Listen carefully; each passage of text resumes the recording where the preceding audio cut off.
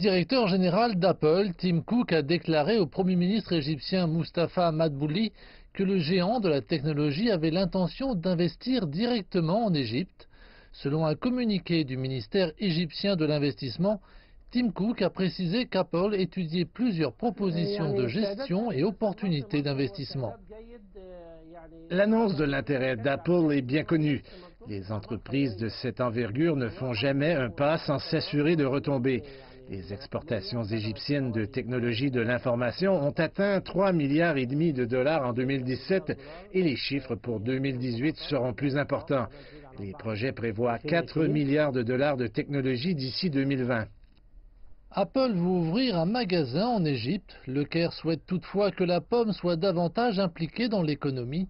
Le Premier ministre a proposé aux géants de la technologie de participer à la construction d'une infrastructure intelligente de la nouvelle capitale administrative ou de 14 autres villes nouvellement développées. Le Caire avance également avec un plan ambitieux visant à fournir annuellement quelques 750 000 tablettes aux élèves. Apple et d'autres sociétés de technologie savent que l'Égypte est un marché prometteur. Sa jeunesse bénéficie d'une excellente formation dans les domaines du génie électronique et des sciences informatiques. Le marché est grand ouvert, mais je doute qu'il y ait une place pour une coopération majeure avec Apple. Apple empêche les distributeurs du Moyen-Orient de vendre à des magasins égyptiens locaux.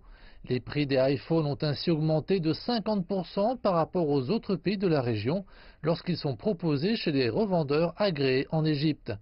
Le Caire a donné à la société un ultimatum pour résoudre le problème, la date limite expirant le 11 février. Si la situation est résolue et que les prix baissent, les ventes de téléphones et d'ordinateurs Apple augmenteront.